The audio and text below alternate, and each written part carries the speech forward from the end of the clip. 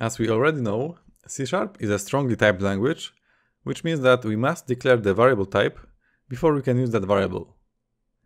So for example, in our main method, before we have used the currencies variable, which is a dictionary of a string and currency, we had to specify that type as part of its declaration. If I had mistyped the generic argument for the key type, so for example, instead of a string, I would specify int like this, so a dictionary of an int and currency, we'll instantly get a compilation error because the return type of the getCurrencies method is a dictionary of a string and currency. So the compiler doesn't even allow us to specify any other type than that. The same thing applies to the string userInput variable. Even though the console readline method returns a string variable, we have explicitly marked that variable as a string. Now, for those scenarios, you might wonder if you can somehow omit the explicit declaration of the variable types, since the compiler won't even allow us to specify any different type. And the answer is yes. We can omit the explicit type using the var keyword instead of the variable type. The var keyword declares an implicitly typed local variable, which is still strongly typed, just as if we had declared that type ourselves, but the compiler determines the type for us.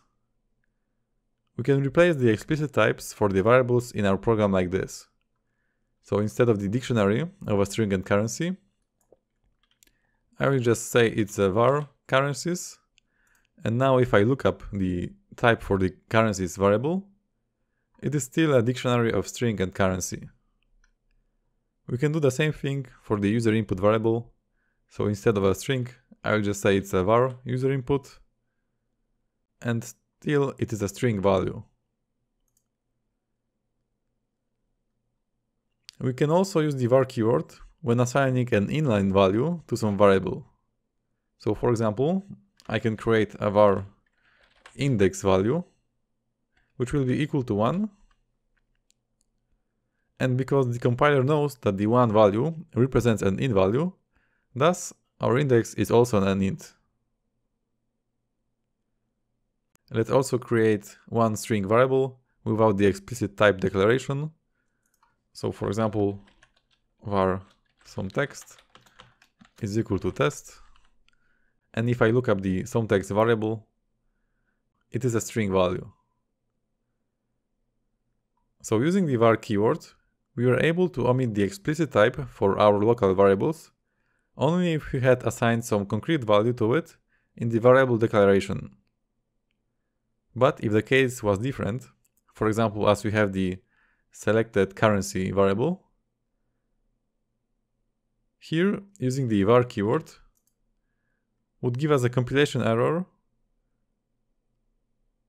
stating that we cannot assign a null value to an implicitly typed local variable. So in this case, we'll have to stay with the explicit type declaration, so currency. It is totally up to you and your team whether you want to use the var keyword or not. Make sure to give it a try in your programs and see how you like it.